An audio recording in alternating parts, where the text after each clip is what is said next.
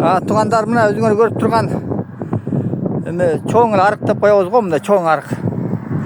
Мына билесиздер, айылыбыздын жаңы мүрүзөсү. Мына ушул канчалаган жылдардан бери бир өтө бир маселе жаралып келген да ошол. Мына бир жагынан да жеп, арк бетинен да жеп, ортосунан да жарып өтүп кеткен кыян суусучу.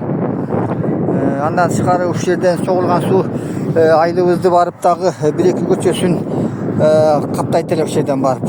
Ошону көйгөйдү чечиш үчүн бир 3-4 жылдын жүзү болуп калды. Ушунчалык катуу аракеттин негизинде анан Кудай деп быйыл ушундай бир узундугу канча десек, бир 500 метр болбойбу, буякы ага жетпейт го, но өтө жакшы аракет, аракет менен ушул чоң арык казып алдык тугандар.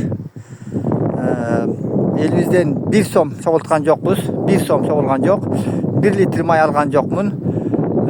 Бир Кудайым жардамы менен ошол өкмөттөн майды талап кылып, ошонун негизинде казылды бул. Ушунча албетте ошо техника менен камсыздырып берген Мирлан Биртуганыбыздын дагы Биртугандарына да расчет айтышыбыз керек бул жерден. Болбосо момунча ар бир метрин билбейм, бул кандай казат, көп эле акча болмок негизичи. Көп эле акча болуп кетмек. Жалдай турган болсокчу. Аны ошого мен жалбарып, ушинтип атып, талап кылып атып, ошо негизинде анан алар кол сунуп анан жардам беришип, ошо негизинде казылды тугандар. Мына азыр айылыбызга да кыян барбай калды. Мүрүзөлөрүбүзгө дагы мындай айтканда өтүп кеткен биякта ата-бабаларыбыз жатат, алар дагы тынч жата турган болду. Эмнеге дегенде булардын арасында да бир шахиттер болуп калышы мүмкүн да тугандар. Шахит дегенибиз Кудайдан корккан адамдар болуп калышы мүмкүн да.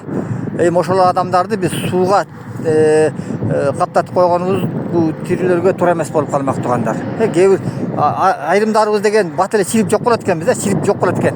Айрымдарды Кудай Таала кыяматка чейин ошол ак кепин бойдон сактап коет экен тугандар. Канча жылда энди көрүп жүрөсүңөр го Facebooктардан деле 20-20 канча өтсө деле алмаштырганда ошол бойдон сактап коет экен Кудай Таалачы.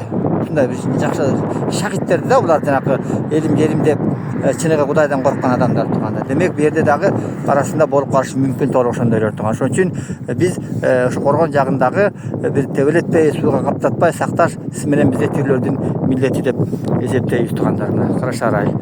Жакында буюрса корбосак анда метер жакшы болот буюрса.